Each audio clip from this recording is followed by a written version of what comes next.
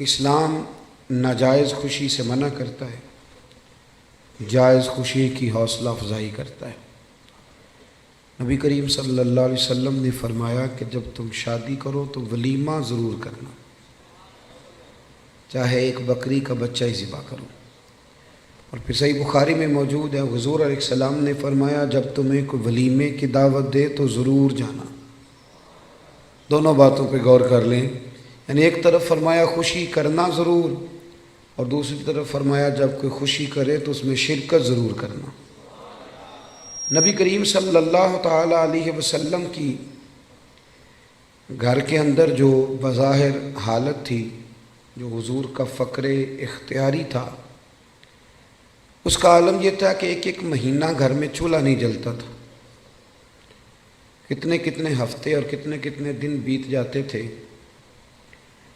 بغیر کھانا کھائے، روٹی کھائے، کھجور پر، سرکے پر، دودھ پر گزارا ہوتا تھا۔ لیکن جب خوشی کا موقع آتا، مسرت کا موقع آتا، اللہ نے آپ کو نواسے دیے امام حسن اور حسین، تو مہینہ مہینہ چولہا نہیں جلتا تھا، پر جب نواسے تشریف لائے تو حضور نے ایک ایک بکرا نہیں، دو دو بکرے ذبح فرمائے، دو دو۔ آپ اس پہلو پر ضرور غور فرمائیے گا کہ 2 بکرے عقیقے میں حضور نے ذبح فرمائے۔ جب خوشی کا موقع آئے گا تو پھر خوشی کا اظہار کیا جائے گا، پھر خوشی اور مسرت کے تذکرے کیے جائیں گے۔ نبی کریم صلی اللہ تعالی علیہ وسلم کا جو میلاد ہے نا، وہ کائنات کا سب سے عظیم ترین واقعہ ہے۔ ہم جو کہ میلاد کا تذکرہ روز کرتے رہتے ہیں، روز سنتے رہتے ہیں، میری بات پہ توجہ ہے آپ حضرات کی؟ مجھے پتا تھا دوستوں نے ابھی آنا ہے، یہ میرے بات علم میں تھی، لیکن میں یہ سمجھتا ہوں کہ افراد کو دیکھ کر بات شروع کرنا یا افراد کو دیکھ کے چھوٹی کرنا یا بڑی کرنا یہ بہتر نہیں ہوتا، اپنے وقت کو دیکھ کے چلنا چاہیے۔ اس لیے مجھے مشورے مل رہے تھے، لیکن میں نے کہا جو کہہ دیا سو کہہ دیا، جو طے ہو گیا سو۔ تو جب میں آپ کی رعایت کر رہا ہوں تو آپ بھی تو میری رعایت کریں نا۔ آپ دائیں بائیں کیوں دیکھ رہے ہیں؟ آپ مہربانی کریں ہماری طرف دیکھیں، اور ہم جو آپ سے باتیں کر رہے ہیں ان پر توجہ کریں، اور ہم حضور سید عالم صلی اللہ علیہ وسلم کا میلاد شریف بیان کر رہے ہیں، اور میلاد کے لیے تو شرط ہی کوئی نہیں، اللہ کا فضل ہے۔ میلاد چونکہ ایمان کا تقاضا ہوتا ہے تو میلاد بندے دیکھ کے نہیں بیان کرنا چاہیے۔ 5 ہوں تو تب بھی ذکر مدینے والے کا ہی ہے، اور 5000 ہوں تو پھر بھی تذکرہ اسی محبوب کامل کا ہے۔ تو آپ میری بات پہ توجہ کریں گے، میں آپ سے کچھ باتیں عرض کر رہا ہوں۔ ہم لوگ چونکہ روز میلاد کے تذکرے سنتے ہیں، کرتے ہیں، روز ہمارے پاس ہر سال ربیع الاول شریف تشریف لاتا ہے، ہم اس واقعے کو اس طرح نہیں لیتے جس طرح کہ یہ شان والا اور عظمت والا واقعہ ہے۔ جو لوگ مکہ شریف میں رہتے ہیں نا، بیت اللہ شریف ان کے پاس ہے، وہ زیادہ عمرے نہیں کرتے، وہ نہیں زیادہ طواف کرتے، ان کو پتہ ہے کہ یہ قریب ہی ہے ہمارے۔ جس کے پاس کوئی چیز آ جاتی ہے نا، وہ اس انداز میں قدر نہیں کرتا جو قدر جس کے پاس نہ آئی ہو وہ کرتا ہے۔ میلاد شریف کو اگر آپ نے غور سے دیکھنا ہو تو آپ حضرت آدم علیہ السلام کا وہ قول دیکھیں، جب آپ نے بیٹے حضرت شیش علیہ السلام سے کہا تھا بیٹے سارا کچھ بھول جانا، پر آخری نبی کریم علیہ السلام پر درود و سلام پڑھنا نہ بھولنا۔ آپ نے اگر میلاد کی، میری بات پہ توجہ کریں، میری طرف غور کریں، اگر بات کی قدر و منزلت دیکھنی ہے میلاد کی تو آپ حضرت ابراہیم کی وہ دعا دیکھیں۔ ایک آدمی جب مزدوری کر لیتا ہے تو پھر وہ کہتا ہے کہ مجھے ملنی بھی چاہیے، اور اسلام کا قانون ہے کہ مزدور کا پسینہ خشک ہونے سے پہلے اسے اس کی مزدوری دے دی جائے گی۔ لیکن حضرت ابراہیم نے اپنے صاحبزادے سمیت بیت اللہ شریف تعمیر کیا، اور مزدوری کیا مانگی؟ ربنا وابعث فیہم رسولا، یا اللہ مجھے وہ شان والا رسول عطا کر دے۔ آپ اس شخص کی قدر کو ملاحظہ کرتے ہیں جو ہزاروں سال پہلے نبی پاک کے آنے کی دعائیں مانگ رہا ہے؟ آپ ذرا سوچیں کتنا لمبا انتظار ہے، کتنا لمبا انتظار ہے۔ اور کبھی اس طب اول کو دیکھیں جو محبوب کی ولادت سے کئی ہزار سال پہلے مدینے سے گزرا تھا، تو اسے کسی نے بتایا تھا کہ یہاں آخری محبوب آئیں گے، تو وہ عریضہ لکھ کے دے گیا تھا عریضہ کہ یہ رکھ لینا، اور اگر تمہاری زندگی میں نہ آئے تو پھر اپنی اگلی نسل کو دے دینا، وہ نہ آئے تو اگلی نسل میں دے دینا۔ وہ چلتے چلتے حضرت ابو ایوب انصاری تک پہنچا تھا۔ آپ اس آدمی کا انتظار تو ذرا دیکھیں، اس کا انتظار تو دیکھیں، اس نے میلاد کا کتنا عرصہ انتظار کیا ہوگا، اس کی آنکھوں میں کتنی روشنی ہوگی، کتنی کو تڑپ ہوگی، وہ کتنا ذوق رکھتا ہوگا۔ محبوب جب جناب ابو ایوب انصاری کے گھر آئے تو حضور نے مسکرا کے فرمایا ساری باتیں کر لی ہیں، وہ روکا تو مجھے دے دے، وہ روکا تو میرے حوالے کر دو، میرے نام لکھا گیا ہے۔ نبی کریم صلی اللہ علیہ وسلم نے ہر اس شخص کو، حضرت سلمان فارسی کہتے ہیں میں نے صدیوں کا سفر طے کیا، صدیوں کا۔ میرا آپ کا مسئلہ یہ ہے کہ ابا جی دادا جی گھر میں مسلمان تھے، میلاد گھر میں ملا ہے، اس لیے سارا دن بحث ہوتی ہے کہ کرنا چاہیے کہ نہیں کرنا چاہیے، منانا چاہیے کہ نہیں منانا چاہیے۔ میں تو اب اس پر دلائل نہیں دیتا، میں کہتا ہوں صدیاں گزر گئیں، بزرگ دلائل دیتے رہے، کتابیں لکھی گئی، اب ہم سے یہ نہ پوچھو کہ میلاد کرنا چاہیے کہ نہیں کرنا چاہیے، اب تو ہم سے یہ پوچھو کہ میلاد کی جھنڈیاں وضو کر کے لگانی چاہیے کہ بغیر وضو کے بھی لگ جاتی ہیں۔ اب ساری زندگی یہیں اٹکے رہنا ہے کہ کرنا چاہیے کہ نہیں کرنا چاہیے۔ اب تو ہم سے پوچھو کہ میلاد کا لنگر وضو کر کے پکانا ہے کہ بغیر وضو کے بھی پک جاتا ہے۔ اب تو آگے بڑھنے کی کوئی بات کرو صاحب کہ یہیں ساری زندگی ہم لوگوں نے اٹکے رہنا ہے۔ بھائی میلاد شریف ایک ذوق ہے، بہت بڑا واقعہ ہے، بہت بڑا۔ نبی کریم صلی اللہ علیہ وسلم کی تشریف آور، آج بھی غریب بڑے مجبور ہیں، بڑے پریشان ہیں۔ اللہ نہ کرے ہم پر کوئی ایسا وقت آئے کہ جب ہم بے بس ہو جائیں، لیکن جب آدمی اپنے آپ کو بے بس پاتا ہے تو بڑی تکلیف میں ہوتا ہے۔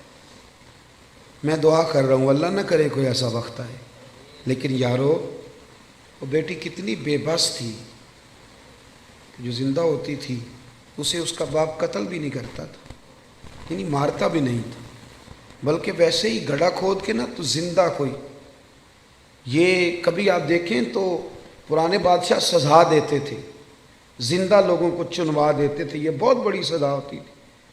اب پتہ نہیں کب اس کا دم گھٹتا ہوگا، کب وہ بیچاری مرتی ہوگی۔ زندہ بچی کو زمین میں رکھ کے اس کے اوپر مٹی ڈال دی جاتی تھی، وہ کتنی کو چیخیں مارتی ہوگی۔ آپ سمجھے اس بات کو کہ وہ لوگ کتنے سخت تھے کہ جو اس قدر زیادہ، آج بھی بڑا گناہ گار شخص بھی ہونا تو بیٹی کا نام لیں تو اس کی آنکھوں میں آنسو آ جاتے ہیں۔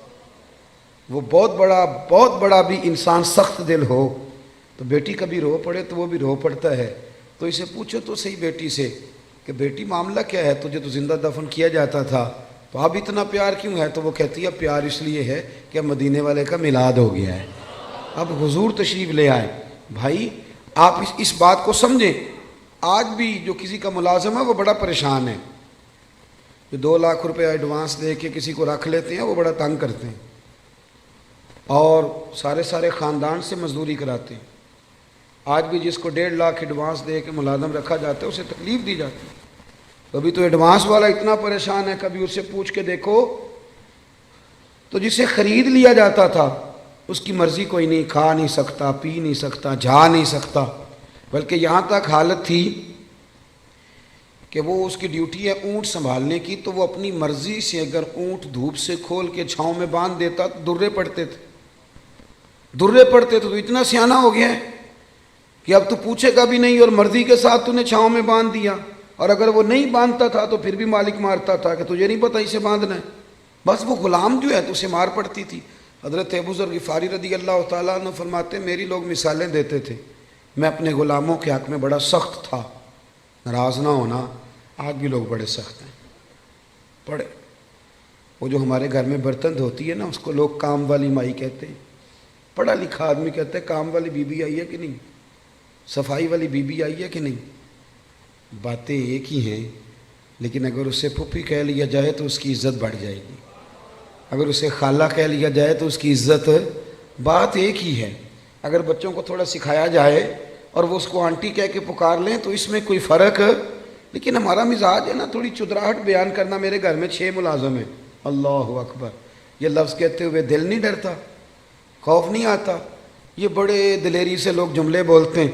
حضرت ابو ایوب انصاری رضی اللہ، حضرت ابو ذر غفاری فرماتے میں غلاموں کے حق میں بڑا سخت تھا، لوگ میری مثالیں دیتے تھے، کہتے تھے پھر تیرا اپنے غلام سے کہتے تھے پھر تیرا وہی حال کریں جو ابو ذر غفاری کرتے ہیں اپنے غلام کا، بڑا مارتا تھا۔ کہتے میں کلمہ پڑھنے کے لیے حاضر ہوا نبی کریم کی بارگاہ میں، حضور نے بڑی نصیحتیں فرمائیں۔ جب میں حضرت زید بن ارقم کے گھر سے باہر نکلنے لگا نا، دار ارقم میں تھے حضور، تو محبوب نے آواز دی، فرمایا ایک بات رہ گئی، یا رسول اللہ حکم کریں، تو فرمایا اپنے غلاموں کے ساتھ اچھا سلوک کرنا۔ آپ فرماتے ہیں گویا میری نبض پہ یاد رکھ دیا نبی پاک، میری نبض پہ۔ میں نے فوراً عرض کی حضور کس طرح کا سلوک کروں؟ نبی پاک علیہ السلام نے سلوک بھی بتایا، فرمایا جس طرح کا خود کھانا اسی طرح کا انہیں کھلانا۔ یہ میلاد کی تعلیمات ہیں، ان کو ذرا سمجھ کے جائیے گا۔ جس طرح کا خود کھانا اسی طرح کا انہیں کھلانا، اور فرمایا جس طرح کا خود پینا اسی طرح کا انہیں پلانا، اور جس طرح کا خود پہننا اسی طرح کا انہیں پہنانا۔ یہ حضور کی تعلیمات ہیں ملازم کے حق میں۔ آج پڑھی لکھی سوسائٹی میں یہ ہوتا ہے سارا کچھ، جو بڑا شور کرتے ہیں لبرل لوگ کہ ہم جی بڑے بڑے حقوق بیان کرتے ہیں سوسائٹی میں، تو یہ کرتے ہو سارا کچھ کہ جس طرح کا خود کھانا اسی طرح کا انہیں بھی کھلانا، جس طرح کا خود پینا اسی طرح کا انہیں بھی پلانا۔ حضرت ابو ذر غفاری فرماتے ہیں میرے غلام بڑا ڈرتے تھے، پر میں حضور کی بات سن کے جب گھر گیا نا، تو آج میں نے اپنی اہلیہ سے کہا کھانا تم پکاؤ گی، کہ انہوں نے کھانا پکایا تو میں نے خود دسترخوان پہ چنا، آدھے غلام ادھر بٹھا لیے آدھے ادھر بٹھا لیے، میں بیچ میں بیٹھ گیا۔ فرماتے ہوں میرے ساتھ جو غلام بیٹھا تھا وہ بوڑھا تھا، وہ لقمہ اٹھاتا تو ہاتھ کانپتے۔ میں نے انہیں کہا بابا ڈرتے کیوں ہو؟ تو کہنے لگا اب نہیں مجھ سے درے کھائے جاتے، میں بوڑھا ہو گیا ہوں۔ روٹی پہ بٹھا لیا، جو اصل بات ہے وہ بتائیے، ہمیں ڈر آتا ہے آپ سے۔ تو حضرت ابو ذر غفاری فرماتے میں کبھی نہیں رویا تھا، پر آج میں رو پڑا۔ میں نے کہا بابا اب تمہیں کوئی بھی نہیں مارے گا، اب تم پر کوئی درے نہیں برسائے گا، اب تمہارے سفید بالوں کی قدر ہوگی۔ وہ کہنے لگے اب کیا ہوا ہے؟ تو میں نے کہا میں مدینے والے رسول کا غلام بن گیا ہوں، اور حضور نے حکم دیا ہے غلاموں کے ساتھ اچھا سلوک کرنے کا۔ بھائی میلاد، آپ ذرا پس منظر میں جائیں، میلاد کو ذرا دیکھیں۔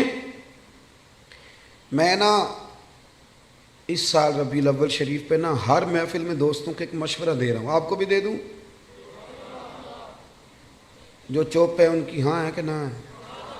اللہ جزائے خیر دے آپ کو۔ کچھ چپ بھی بیٹھے ہوئے نا جی، جو بندے چپ ہوتے ہیں وہ کبھی کبھی گھورتے بھی ہیں تھوڑا سا، تو بندہ پریشان بھی ہوتا ہے کہ اب یہ گھور رہا ہے، اللہ جانے کیا بات ہے۔ تو آپ تو خوش ہیں نا، خوش اس لیے ہونا چاہیے کہ میلاد شریف کا موقع ہے۔ نثار تیری چہل پہل پہ ہزاروں عید ربیع الاول، سوائے ابلیس کے جہاں میں سبھی تو خوشیاں منا رہے۔ تو میرے عزیز آپ میری بات پہ توجہ، میں ایک مشورہ دے رہا ہوں دوستوں کو۔ میں کہتا ہوں کہ میلاد شریف نا ہمارے یہاں رسماً بھی منایا جانے لگا ہے۔ کچھ لوگ میلاد آتا ہے تو کچھ لوگوں کا سیزن آ جاتا ہے، ان کا سیزن شروع، ریٹ لگنے لگتے ہیں، باہر کی نہیں گونے لگتی ہے، ماحول شروع ہوتا ہے۔ کچھ چندے مانگنے والے ہیں وہ بھی چونکوں میں پلیٹیں لگے کھڑے ہو جاتے ہیں۔ ایک طرف یہ دعویٰ کرتے ہو کہ ہم نبی پاک کے نام کا کھاتے ہیں، ہمارا سارا کچھ حضور کا صدقہ، اور میلاد کی باری آئے تو چندے مانگتے ہو۔ سارے سال میں ایک محفل تو اپنی جیب سے کرا لو، ایک ہی جیب سے کرا لو، چلو علامہ صاحب بھی ایک جیب سے کرا لیں، پیر صاحب بھی ایک جیب سے کرا لیں، کوئی ایک تو جیب سے کراؤ۔ ایک طرف کہتے ہو حضور کے نام کا کھاتے ہیں، دوسری طرف پلیٹیں لے کے کھڑے ہو چونکوں میں، یہ کیا معنی ہوں؟ میرے عزیز میلاد جذبات کے ساتھ منائیں، میلاد شوق کے ساتھ منائیں۔ بہت بڑا چودھری، نواب، سیٹھ، بہت بڑا جو ہے وہ انڈسٹری کا مالک 12 ربیع الاول شریف کو نا صبح صبح جھاڑو لے لے اور اپنے محلے کی مسجد میں جا کے جھاڑو دینا شروع کر دے۔ وہ سارے لوگ پوچھیں سیٹھ صاحب آپ نے تو کبھی خود اٹھ کے پانی کا پیالہ نہیں پیا، آج خیریت ہے؟ تو اس کی آنکھیں آنسو بہائیں، وہ کہے یارو آج میں صفائی کروں گا، اس لیے کہ آج کوئی معمولی دن نہیں، آج میرے نبی کریم کے میلاد شریف کا دن ہے۔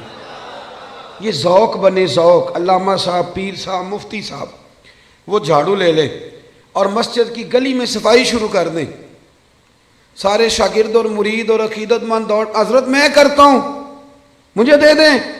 تو وہ کہ نہیں یار تو پیچھے ہٹ جا، مجھ سے تو کسی نے سلام نہیں لینی تھی، میرا تو کسی نے حال نہیں پوچھنا تھا، یہ میری جتنی شانیں ہیں یہ مدینے والے محبوب کے میلاد کا ہی صدقہ ہے۔ آج حضور کا میلاد شریف ہے، 2 جوڑے لے لیے بھائی نے، ایک مٹھائی کا ڈبہ لے لیا اور 10 ربیع الاول کو اپنی بہن کے گھر چلا گیا، جا کے نا اسے مٹھائی کھلائی، 2 جوڑے کپڑوں کے دیے، تو ہمشیرہ بول پڑی، کہنے لگی بھائی تیرے پاس تو ٹائم ہی نہیں ہوتا، تو کیسے آ گیا ہے؟ تو کیسے آ گیا؟ تو بھائی کی آنکھیں چمک پڑی، وہ کہنے لگا بہن 2 دن بعد نا میرے نبی پاک کا میلاد شریف ہے، تو میں عید میلاد والی عید ہی دینے آیا ہوں۔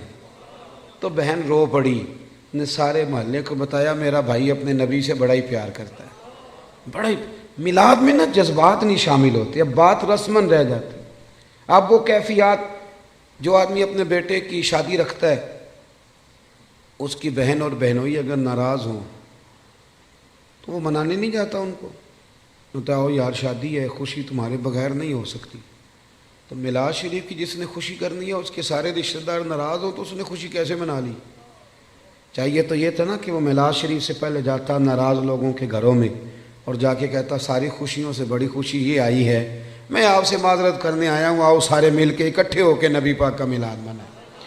ہم اگر میلاد میں جذبات شامل کریں، ذوق شامل کریں، گہرائی میں اتر جائیں، گہرائی میں جائیں، اور پھر جتنی تعلیمات ہیں نبی پاک کے میلاد کی، جتنی تعلیم، دیکھو نا آج بھی جب میلاد کا اسٹیج سجتا ہے نا،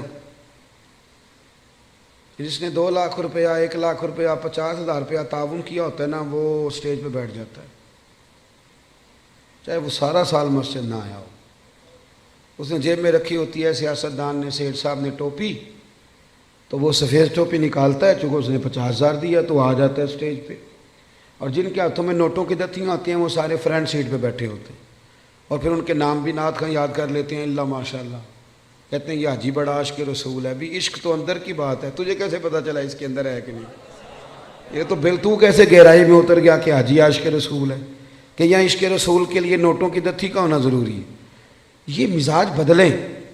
سارا سال ہر اسٹیج پہ امیروں کا قبضہ رہتا ہے، اگر میلاد کے اور سیرت کے اسٹیج پر بھی امیروں کا قبضہ رہا تو غریب بیچارے کدھر گئے؟ ایک تو نیکی کرو، محلے کا جو سب سے غریب آدمی ہے جس کو کبھی کسی نے نہیں پوچھا اس کے لیے ایک جوڑا بنواؤ، اس کے سر پہ دستار سجاؤ، اور جو فجر کے وقت آ کے مسجد کھولتا ہے صفائی کرتا ہے اسے کپڑے پہناؤ، اچھے دستار سجاؤ، میلاد کے اسٹیج پہ بٹھاؤ، تو وہ کہے اب کیا کرنا ہے تو اسے کہو اب کہنا ہے ہم غریبوں کے آقا پہ بے حد درود، ہم غریبوں کے آقا پہ، ہم غریبوں کے آقا پہ بے حد درود، اور ہم فقیروں کی ثروت پہ لاکھوں سلام۔ میلاد میں اصطلاحات کی ضرورت ہے۔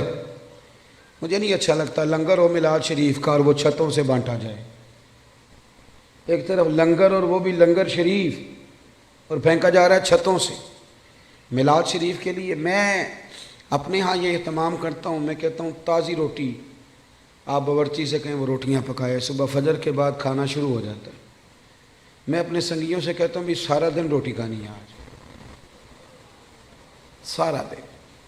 اس کا طریقہ یہ ہوگا کہ تھوڑی سی اب کھا لو، تھوڑی سی ٹھہر کے کھا لو، تو وہ کیسے کھانی ہے؟ غریبوں کو بلا بلا کے لاؤ۔ آپ کو پتہ ہے نا ہر محفل میں غریبوں کے دسترخوان الگ ہوتے ہیں، امیروں کے دسترخوان۔ پیر صاحب کو چونکہ گلے کی تکلیف ہوتی ہے تو ان کے لیے اللہ ماشاءاللہ دیسی گھی کی یخنی الگ تیار ہوتی، کالی مرچ والی، انہوں نے الگ کھانی ہوتی، وہ سارا بندوبست الگ سے تیار ہوتا ہے، اور غریب آدمی کو پھینکے جاتے ہیں یوں کر۔ یہ اعزاز نہیں۔ میری بات کی سمجھ آ رہی ہے؟ آپ مجھے بتائیں کہ آپ بیٹے کی شادی کریں تو شاپر پھینکیں گے، ڈبے پھینکیں گے، آپ چھتوں سے پھینکیں گے؟ آپ لوگ کہیں گے یہ کیا طریقہ ہے؟ آپ بٹھائیں لوگوں کو اور ان کے ساتھ خود بیٹھیں، سیٹھ صاحب، چودھری صاحب، علامہ صاحب، مفتی صاحب، پیر صاحب ویسے ہی غریب کے ساتھ بیٹھ جائیں گے نا تو روٹی آنے سے پہلے ہی آدھا پیٹ بھر جائے گا اس کا، وہ سمجھے گا مجھے عزت مل رہی ہے، مجھے وقار مل رہا ہے۔ میلاد کے موقع پر غریب کو بٹھال کے، اللہ کرے کہ ہم یہ خوشی منائیں کہ آج روٹی میں اپنے ہاتھوں سے کھلاؤں گا، آپ کھانے ڈال ڈال کھلائیں، ان کو کھلائیں، ان کی خدمت کریں، اظہار مسرت کریں، شوق پیدا کریں۔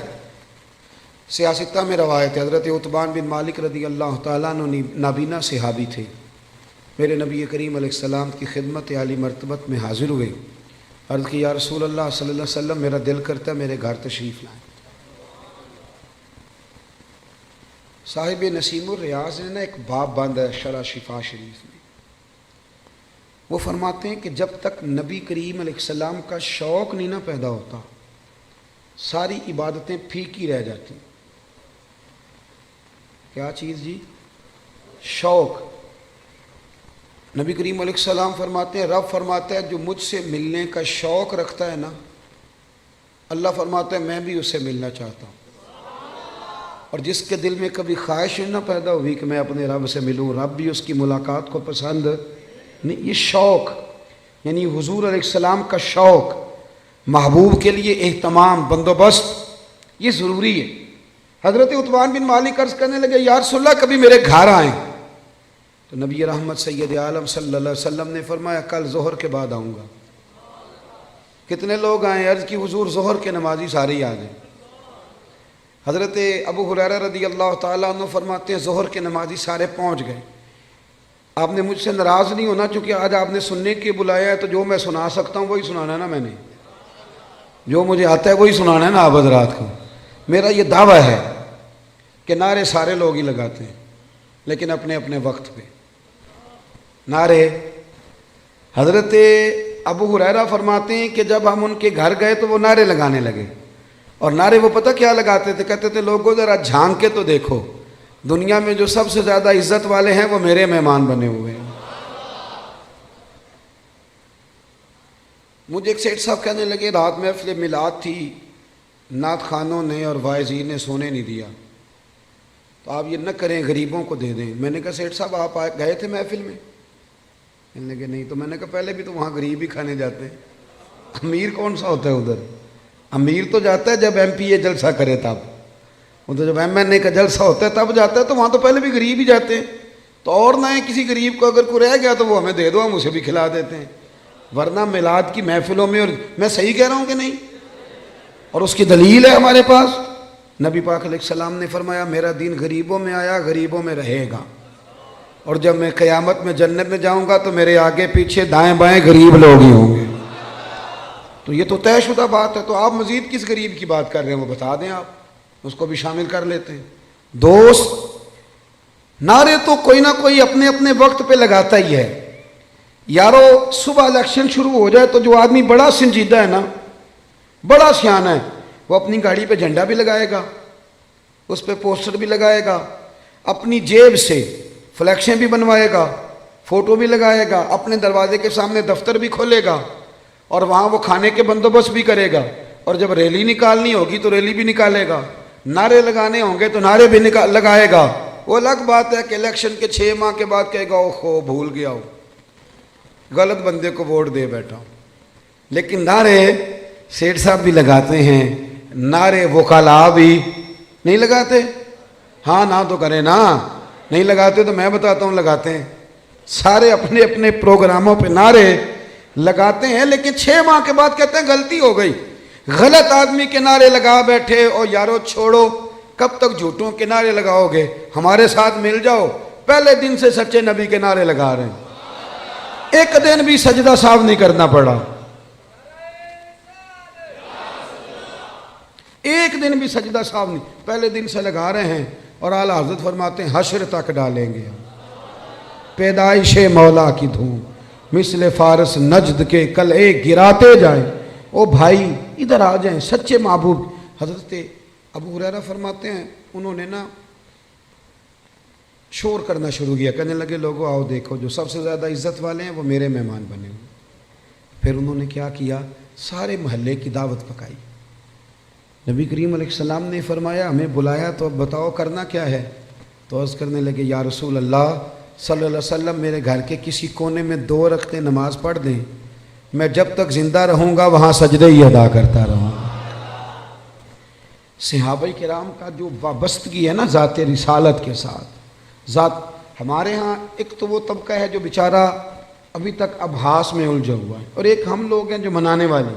ہمارا وہ ذوق، وہ خوبصورتی، وہ حسن، وہ وارفتگی یارو دیکھو نا، ایک میں ہوں جو کہہ رہا ہوں میلاد کرنا چاہیے، اور ایک وہ شخص ہے جو ریڑھی لگاتا ہے، مزدوری کرتا ہے بیچارہ، اور روزانہ 100 روپیہ بچاتا ہے، پھر وہ بچا کے پیسے جمع کرتا ہے، پھر وہ سال کے بعد کسی نعت خواں کو، قاری کو، کسی خطیب کو دعوت دیتا ہے، پھر وہ دریاں بچھاتا ہے، پھر حسب توفیق وہ روٹی پکاتا ہے، پھر وہ لوگوں کو پیغام دیتا ہے، نہ اس کی فوٹو آتی ہے، نہ وہ اسٹیج پہ بیٹھتا ہے، نہ اس کا اشتہار پہ نام آتا ہے، لیکن ایک بات تو پکی ہے نا کہ اس نے غربتوں میں رہ کے جب ذکر رسول کی بزم سجائی ہے تو یہ تو دعویٰ ہے نا کہ اس کی روح کا رشتہ ہے مدینے والے رسول کے ساتھ، اس کی روح کا رشتہ ہے۔ ہمیں اپنی نسلوں کو، بچوں کو بتانا چاہیے، اور پھر پوری دنیا میں جب آپ میلاد مناتے ہیں تو پیغام امن جاتا ہے۔ پوری دنیا میں ایک دفعہ میلاد کی جلسے کو معمولی نہ سمجھے، میری طرف دیکھیں، جب آپ میلاد مناتے ہیں تو میری طرح کا بالکل چھوٹا آدمی بھی ہو تو یہ تو وہ بتاتا ہے نا کہ حضور کے آنے سے پہلے بیٹیاں ذبح ہوتی تھیں، یہ تو وہ بتاتا ہے نا غلام بکتے تھے، یہ تو بتاتا ہے نا کہ ماں باپ کی کوئی قدر ہے۔ یہ ہر جگہ ہوتا ہے کہ نہیں ہوتا؟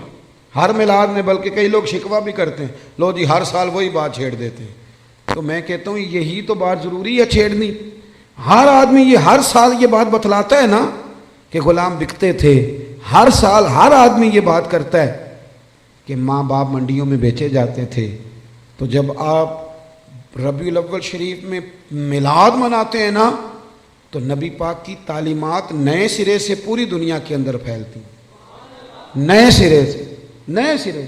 اور میں نے دیکھا ہے، میں نے ملک سے باہر بھی دیکھا ہے کہ صرف ایک زبان میں نہیں، ہر زبان میں میلاد کے جب تذکرے چھڑتے ہیں، ہر زبان میں، تو پوری دنیا میں یہ پیغام جاتا ہے کہ یہ 12 ربیع الاول کے جو ایام ہے یہ پیغام امن کے ایام، یہ پیغام محبت کے ایام۔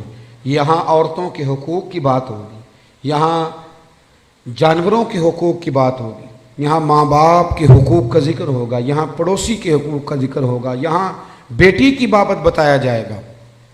ایک بات اور آپ سے کرنی ہے، اس پر بھی آپ نے خاص توجہ کرنی ہے۔ انسان، کچھ چیزیں ایسی ہوتی ہیں جو اس کی تقریر سے ثابت ہوتی ہیں، اور کچھ چیزیں ایسی ہوتی ہیں جو اس کے عمل سے ثابت۔ ہمارا زمانہ نا تیز لوگوں کا زمانہ ہے، لوگ آگے بڑھ کے نا اپنا بتانا چاہتے ہیں، اپنا بتانے سے بات نہیں بنتی، عمل کرنے سے بات بنتی۔ میں اپنے دوستوں کو اکثر مشورہ دیتا ہوں کہ کبھی کسی کو شیشے میں اتارنے کی کوشش نہ کرنا۔ اگر تم نے کسی کو شیشے میں اتارا تو دنیا بڑی تیز ہے، وہ تمہیں شیشے میں اتار لے گا، مت کوئی ایسا کام نہ کرنا۔ اخلاص حسن ہے زندگی کا، اخلاص والے لوگ اداکار نہیں ہوتے، وہ جو ہوتے ہیں وہ اصل ہی ہوتے ہیں، وہ جو ہوتے ہیں وہ اصل ہوتے ہیں، ان میں کوئی اداکاری نہیں ہوتی۔ میلاد شریف کا عنوان اور میرے نبی کریم صلی اللہ تعالی وسلم کی تشریف آوری، اس نے دنیا سے ہر ملمہ سازی کو دور کر دیا اور احساس، اخلاص، ان چیزوں کو بیدار کر دیا۔ حضور کے آنے سے پہلے رشتے سارے ہی تھے، ماں بھی ہوتی تھی، باپ بھی ہوتا تھا، بہنیں بھائی سب رشتے ہوتے تھے، رشتے تھے، ان میں احساس نہیں تھا۔ اگر میلاد منانے والے میں احساس ہی نہ ہو اور وہ دعویٰ اونچا کرے، احساس ہی نہ ہو سرے سے، وہ بالکل دنیا داری کرے، میلاد تو احساس کا نام ہے نا، حضور نے احساس دیا، احساس۔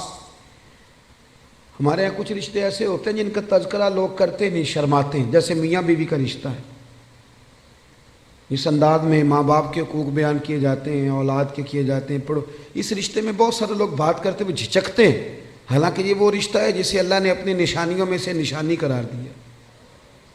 نبی کریم علیہ السلام نے اس رشتے کا اتنا احساس بیان کیا۔ حضرت عائشہ صدیقہ رضی اللہ تعالیٰ عنہ فرماتی ہیں حضور گھر میں نا اکثر اپنی پہلی زوجہ سیدہ خدیجہ الکبریٰ رضی اللہ تعالیٰ عنہ کا ذکر چھیڑ دیتے تھے، اکثر مجھے رشک آتا تھا، میں ناز کرتی تھی، کیا بات ہے، خدیجہ کی کیسے مقدر ہے کہ ان کے وصال کو زمانہ بیت گیا اور حضور ذکر کرتے ہیں۔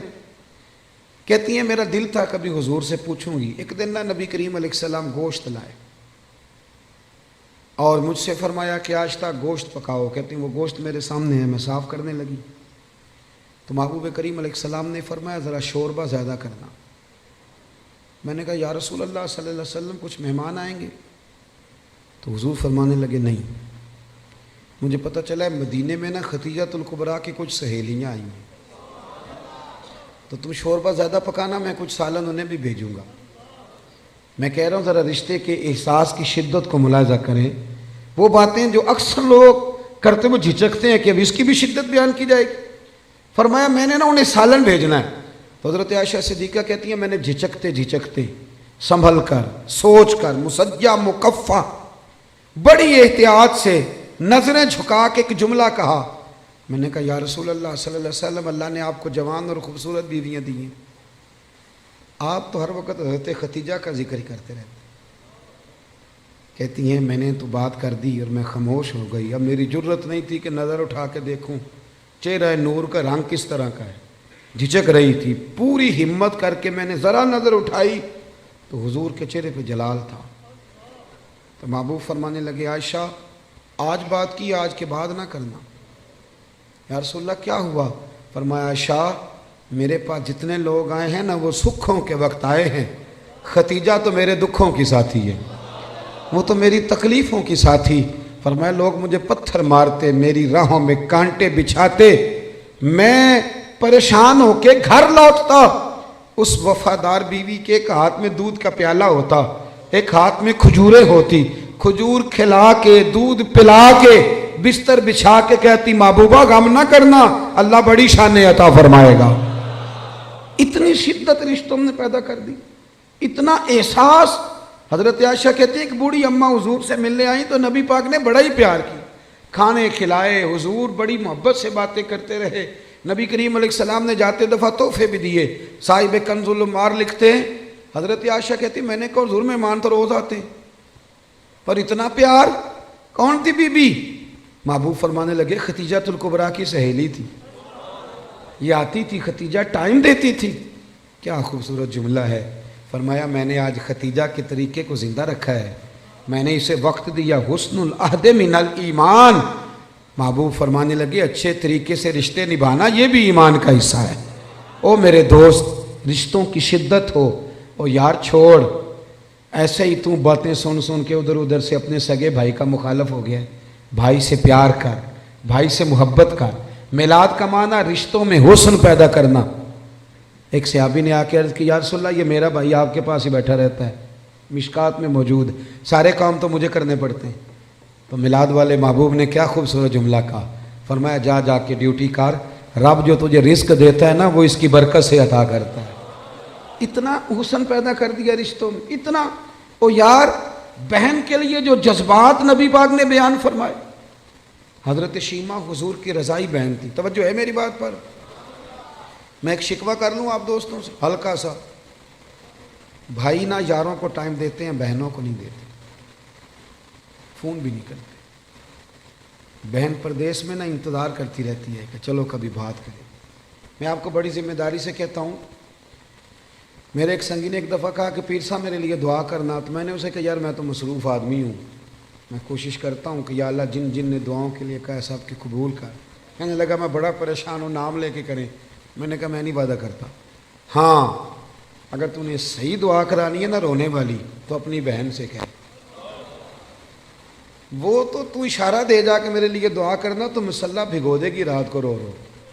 ہاں بیٹی سے کہہ، اور اگر بہت جلدی قبول کرانی ہے تو پھر اپنی اماں کے کان میں کہہ، پھر دیکھ تیرے لیے کس طرح دروازہ کھلتا ہے۔ اور میرے نبی کریم نے وعدہ بھی فرمایا ہے، حضور فرماتے ہیں جب ماں باپ اولاد کے لیے ہاتھ اٹھاتے ہیں تو رب خالی لوٹاتا ہی نہیں۔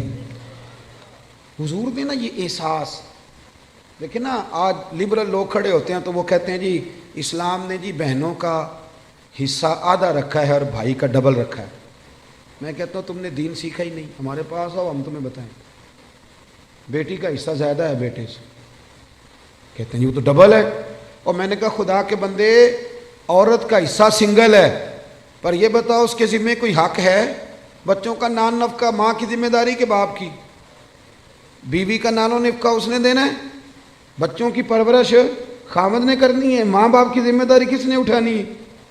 عورت کا حصہ سنگل ہے، ذمہ داری کوئی بھی نہیں، وہ سارا اس کے پاس بجٹ ہی بجٹ ہے، وہ لگا دے تو اس کی مہربانی، خرچ کرے تو اچھا، ورنہ اس کے ذمہ کوئی حق نہیں ہے سوائے اس کے کہ زکوٰۃ فرض ہو جائے یا حج فرض ہو جائے یا قربانی واجب ہو جائے، اس کے ذمے کوئی حقوق، مرد کا حصہ ڈبل ہے، پر ذرا اس کی ذمہ داریاں تو دیکھ۔ وہ میری طرف دیکھ کے خوش ہونے لگا، کہنے لگا صاحب آج تو آپ نے رخ ہی بدل دیا بات کا۔ اور میں نے کہا آپ دور بیٹھ کے باتیں سنتے ہیں نا، آپ کبھی قریب آئیں، جتنا جتنا میرے محبوب کا دین پڑھتے جاؤ گے نا، میرے محبوب کے غلام بنتے جاؤ گے، گدائی کرتے جاؤ گے رسول کریم۔ حضرت شیمہ حضور کی رضائی بہن تھی، حضرت حلیمہ سعدیہ کی بیٹی۔ ان کے قبیلے پر مسلمانوں نے باقاعدہ حملہ کیا، گرفتار ہوئے لوگ، اور بڑی سخت جنگ لڑی مسلمانوں۔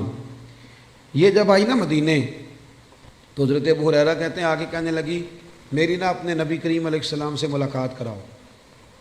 تو میں نے بی بی کا دوپٹہ دیکھا تو پرانا تھا، میں نے حالت دیکھی تو اس کی پرانی تھی، سادے کپڑے۔ کہنے لگی کراؤ نا میری ملاقات۔ اللہ اکبر، 2-3 دفعہ کہا تو میں نے کہا تم کون ہو؟ کہنے لگی جا کے نا تو محبوب کی بارگاہ میں عرض کرو کہ یا رسول اللہ شیمہ آئی ہے، کان میں کہو۔ حضرت ابو ہریرہ کہتے ہیں کہ میں اس کی باتیں سن رہا تھا، مجھے یقین نہیں تھا، میں نے کہا یہ بی بی کس طرح بول رہی ہے؟ یہ اعتماد اگر ہوتا ہے تو صرف بہن کو ہی ہوتا ہے، یہ رنگ اسی کا ہوتا ہے۔ کہتے ہیں میں گیا اور میں نے جا کے حضور کے کان میں کہا یا رسول اللہ ایک بی بی ہے سادے سے کپڑے، جو لوگ گرفتار ہو کے ان میں آئی، کہتی میرا نام شیمہ ہے۔ حضرت ابو ہریرہ کہتے ہیں محبوب نے تو دونوں مقدس آنکھیں کھول کے میری طرف دیکھا، فرمایا شیمہ؟ یا رسول اللہ، کہتے ہیں حضور اتنی تیزی سے اٹھے کہ چادر مبارک منبر پہ رہ گئے۔ محبوب گھر لے گئے، کہا عائشہ کو بھی بلاؤ، فاطمہ کو بھی بلاؤ، سودا اور حفصہ کو بھی بلاؤ، میری ہمشیرہ آئی ہے۔ کھانے بننے لگے، خدمتیں ہونے لگی۔ سارا زمانہ ترستا ہے کہ مدینے میں کوئی کلی بن جائے، پر میرے محبوب فرمانے لگے شیمہ تو پسند کرے تو تیرے لیے مدینے میں مکان نہ بنا دوں، اگر تو کہے تو میرے پاس رہ جا میری بہن، یہاں رہ جا۔ حضرت عائشہ کہتی ہیں میں رو رہی تھی کہ محبوب اتنا پیار، اتنی محبت، وہ رضائی بہن کے ساتھ۔ میلاد تو احساس کا نام ہے، تیرے اندر احساس ہی نہ ہو اور تو خالی نعرے لگا کہ گھر لوٹ آئے، تو تو میلاد کو کیا سمجھا؟ تو مقصد تک کیسے پہنچا؟ میرے عزیز غور کرے۔ حضرت شیمہ کہنے لگی نہیں میں نے واپس جانا ہے، اور میں ٹھیک ہے میں تیاری کرا دیتا ہوں۔ کہنے لگی اکیلی نہیں جاؤں گی، میرا جتنا قبیلہ گرفتار ہوا ہے سارا آزاد کریں۔ حضرت عائشہ کہتی ہیں پہلے جتنی بھی باتیں ہوتی تھی مشورے سے ہوتی، صحابہ کو بلایا جاتا، مشورہ کیا جاتا، لیکن ادھر بہن کے لب ہلے آزاد کر دیں، ادھر حضور نے مشورے نہیں لیا، فرمایا جا سارے ہی آزاد ہیں بغیر مشورے۔ احساس کا نام میلاد ہے، تھوڑا احساس۔ آپ یقین کریں کبھی کبھی بڑی دقت ہوتی ہے، محافل میلاد میں بڑی دقت ہوتی ہے، یار آپ احساس ہی نہیں کر رہے، آپ سمجھ ہی نہیں رہے چیزوں کو کہ یہ کس قدر خوبصورتی کا موقع ہے۔ پوری دنیا کے احساس کا پیغام اگر دیا جا سکتا ہے تو میلاد شریف کے نام پر دیا جا سکتا ہے، میلاد النبی کے نام پر۔ ایک بات اور کرتا ہوں بات سمیٹنے سے پہلے، حضرت ام ایمن رضی اللہ تعالیٰ عنہ، یہ حضرت عبداللہ جو محبوب کے والد گرامی ہیں، حضرت عبداللہ رضی اللہ تعالیٰ عنہ کی آزاد کردہ کنیز تھی۔ حضرت آمنہ کی بھی انہوں نے خدمت کی، نبی کریم کو دودھ بھی پلایا۔ مکہ مکرمہ سے جب ہجرت کر کے لوگ مدینے آئے تو یہ بھی آئی تھی، تو جن لوگوں کو نبی پاک صلی اللہ علیہ وسلم نے بھائی بھائی بنایا تو انہوں نے پھر اپنی جائیدادیں آدھی دے دی تھیں، آپ نے سنی ہوئی یہ بات۔ حضرت ام ایمن کو بھی ایک باغ ملا، جب خیبر کے علاقے فتح ہو گئے، بنو نذیر بنو قریظہ کی جائیدادیں آ گئیں، تو نبی پاک صلی اللہ علیہ وسلم نے صحابہ سے فرمایا کہ یہ جو مہاجر ہونا اب یہ تم جائیدادیں لے لو اور اپنے انصار بھائیوں کی زمینیں واپس کر دو۔ سب نے واپس کر دی۔ حضرت ام ایمن کو ایک باغ ملا ہوا تو حضور نے فرمایا آپ بھی واپس کر دیں، بوڑھی تھی، رضائی والدہ تھی، آپ بھی واپس کر دیں۔ کہنے لگی میں تو نہیں کرتی، میں تو نہیں کرتی۔ اب نبی پاک کو کوئی انکار کر سکتا ہے؟ میں نہیں کرتی، مجھے تو پیار ہو گیا۔ حضرت عائشہ صدیقہ رضی اللہ تعالیٰ عنہ کہنے لگی ام ایمن اب حضور کو انکار کر رہی۔ محبوب فرمانے لگے عائشہ آپ بیچ میں نہ بولے، میں جانوں اور ماں جانے۔ حضرت عائشہ کہتی ہیں میں اس حسن کے قربان جاؤں، حضور منا رہے ہیں نبی کریم، اللہ کرے آپ کو سمجھ آئے۔ یہ جوان بچوں کو میری بات، کبھی کبھی اماں کو منایا کرو، اور یار کبھی کبھی والد سے کہا کرو کہ ابا جی بیٹھو موٹر سائیکل پہ، سردیوں کے کپڑے نہ لے کے آئے۔ کبھی کبھی اماں سے کہا کرو کہ اماں جی آج میرا دل کرتا ہے، میری مرضی کا کھانا بناؤ اور کھانا نہ میرے آنے تک دونوں مل کے کھائیں گے. اس احساس کا نام میلاد ہے. نبی کریم صلی اللہ علیہ وسلم جناب ام ایمن کو منانے لگے, اماں دے دے, سب نے دے دیا. کہنے لگے مجھے پیار بڑا ہو گیا, اتنے سال بیت گئے, مجھے اس باغ سے پیار ہے. حضور حضرت ام ایمن کو ساتھ لے کے گئے. پہلے ایک باغ دکھایا, کہنے لگی میں نہیں یہ لیتی. پھر دوسرا دکھایا, یہ بھی نہیں لیتی. چوتھا باغ دکھایا تو کہنے لگے یہ ملے تو میں دے دوں گی.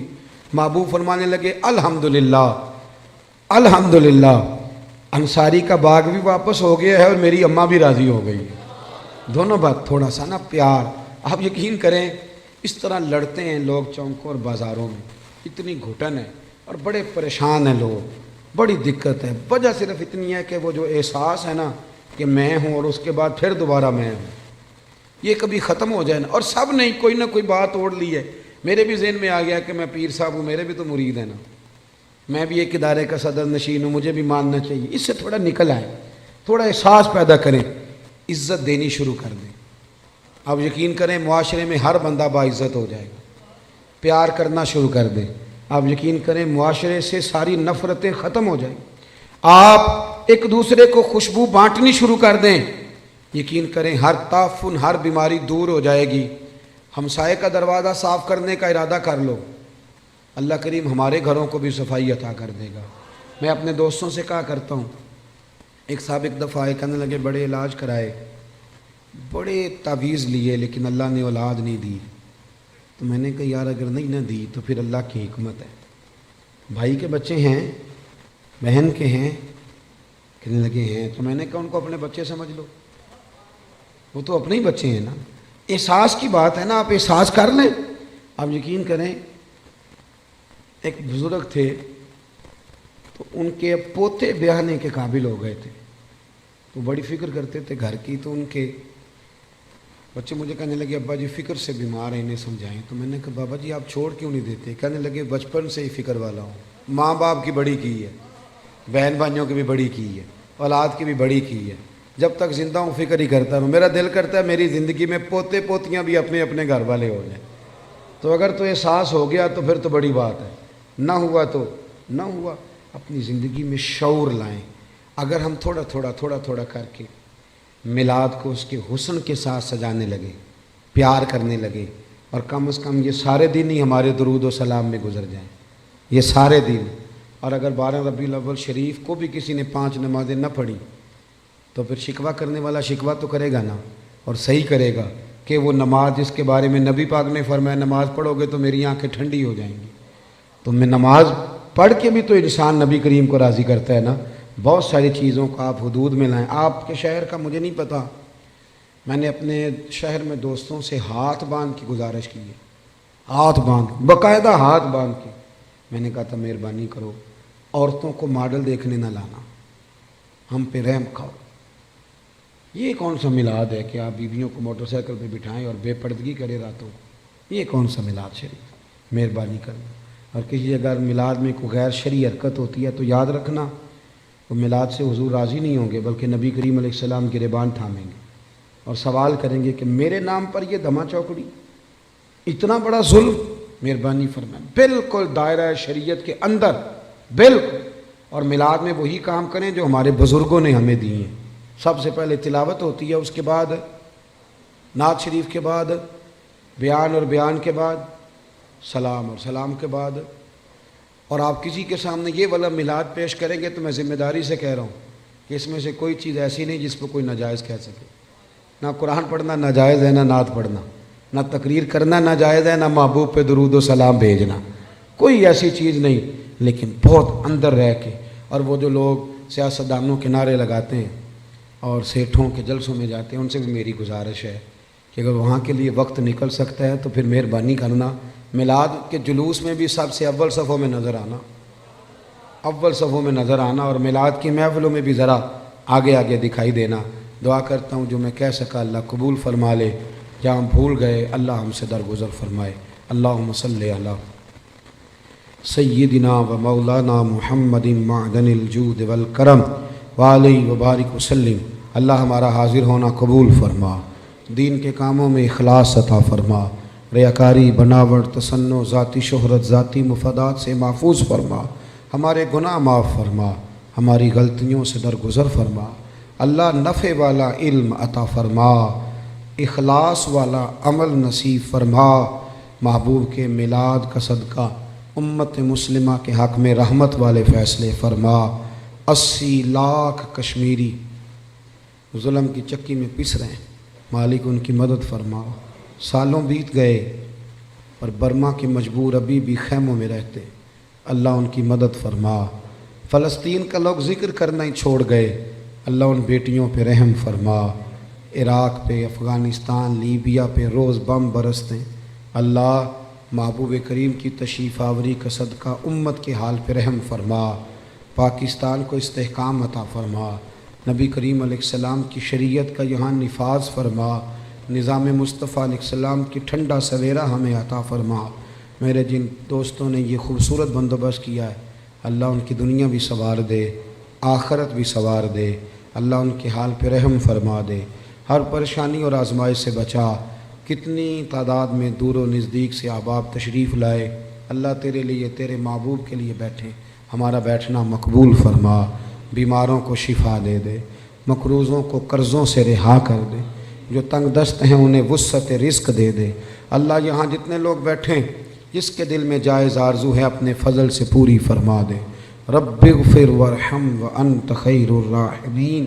اللہ بالخصوص دعا کرتے ہیں ٹرین کے حادثے میں جو لوگ زخمی ہیں انہیں شفا دے دے، اللہ جن کے پیارے بچھڑ گئے انہیں صبر اور حوصلہ دے دے، ہمیں زمینی اور آسمانی آفات و بلیات سے محفوظ فرما۔ رب اغفر وارحم وانت خیر الراحمین، وصلی اللہ تعالی علی حبیبہ سیدنا و مولانا محمد۔ السلام علیکم۔